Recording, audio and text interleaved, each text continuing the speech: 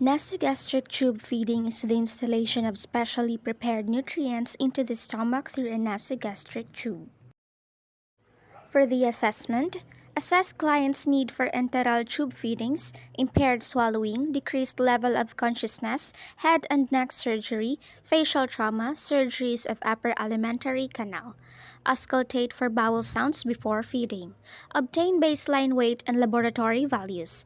Assess client for fluid volume excess or deficit, electrolyte abnormalities and metabolic abnormalities such as hyperglycemia.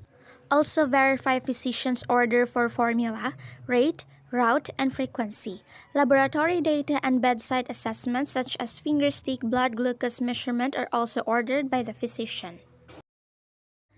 Its objectives are to provide alternate means of ingesting nutrients for patients with functional gastrointestinal tract, to intervene in pre-existing or impending nutritional depletion from debilitation, to provide aggressive management for certain disease conditions such as anorexia, to provide means of nutrition if there is an inability to swallow or an existing obstruction in upper alimentary canal, to provide nutrients for patient in comatose or semi-conscious state, to provide increased nutrient requirements above oral consumptions, to provide nutrients for post-operative patients with bowel sounds present, to maintain fluid and electrolyte balance. Explain the procedure to the patient. Discussion and explanation help allay anxiety, encourage patient cooperation, and prepare the patient for what to expect. Perform hand hygiene. Prepare feeding container to administer formula. Have tube feeding at room temperature. Connect tubing to container as needed or prepare ready-to-hand container. Cold formula may cause gastric cramping and discomfort because the liquid is not warmed by mouth and esophagus.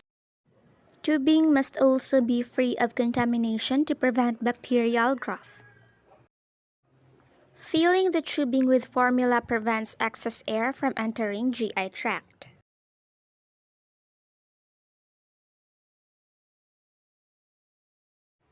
Place client in high Fowler's position or elevate head of bed 30 degrees.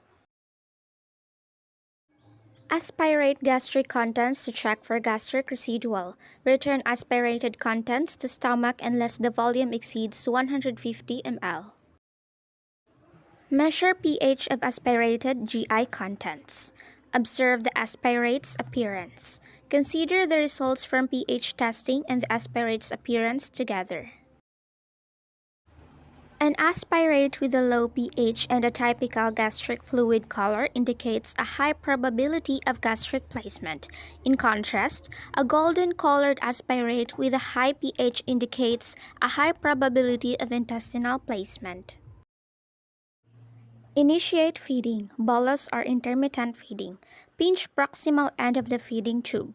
Remove plunger from syringe and attach barrel of syringe to end of tube.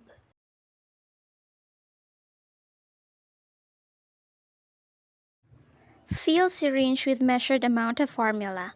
Release tube and hold syringe high enough to allow it to empty gradually by gravity.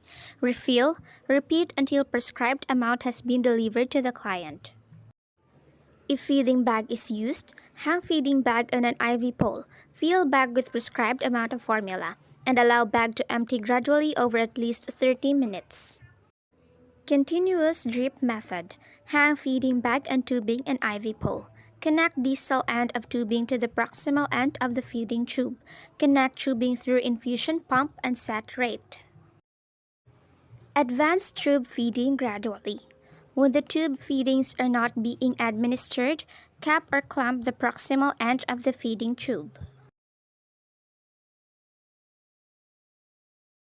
Administer water via feeding tube as ordered with a diluted formula. Rinse bag and tubing with warm water whenever feedings are interrupted. Measure amount of aspirate residual every 4 hours. It evaluates tolerance of tube feeding.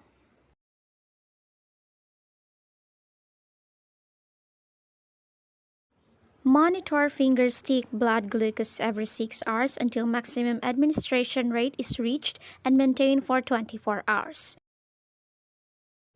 Its rationale is to alert nurse to client's tolerance of glucose. Monitor intake and output every 24 hours. The intake and output are indications of fluid balance or fluid volume excess or deficit.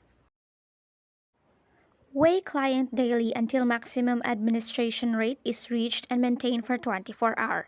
Then weigh client 3 times per week.